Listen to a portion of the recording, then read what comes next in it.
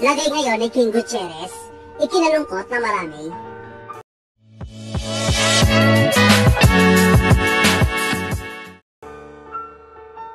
Naaalala niyo pa ba si King Gutierrez? Siya ay isa sa pinakamahusay at pinakasikat na aktor at kontrabida sa kasaysayan ng pelikulang Pilipino. Nagsimula ang karera ni King noong dekada 80 at sumikat din siya noong dekada 90. Bilang matinik na kontrabida ng mga action stars gaya ni Fernando Poe Jr., Robin Padilla at Bong Revilla. Matatanda ang madalas maging leader ng mga masasamang grupo na kaaway ng bida si King. Dahil sa kanya nakakatakot na itsura at boses, kaya naman kinakatakutan si King. Nakilala rin siya sa alias sa Ben Dilupio. Sa kabuuan ng kanyang karera ay nakagawa ng halos 100 pelikula si King.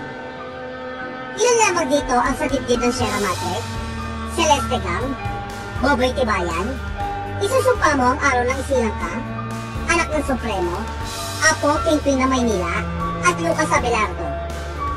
Pero sa dalawa sa kanyang mga karakter sa pelikula, isang bida sa tunay na buhay si King, lalo na bilang isang mabuting mamayan at public servant.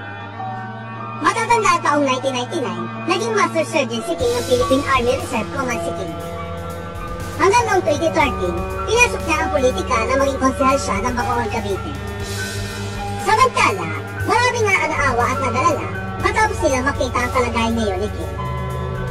Bumuhos ang panalangin para sa veteran action star matapos ipaalam ng kanyang matalik na kaibigan sa showbiz na ang aktor na si Dindo Arroyo na inatake siya sa puso. Nitong April 14, ibinahagi ni Dindo ang ilang larawan ni King na nakaratay sa ospital. Ayon sa kanya, inatake sa puso si King dahil sa baradong 3 ugat nito sa puso. Humihingi rin si King na panalangin para maging maayos at ligtas ang gagawin sa kanyang operasyon. Ani ni Dindo, nasa heart center si Brady King Gutierrez para sa operasyon ng 3 ugat na barado. Pagdasal at panalangin po para sa successful operation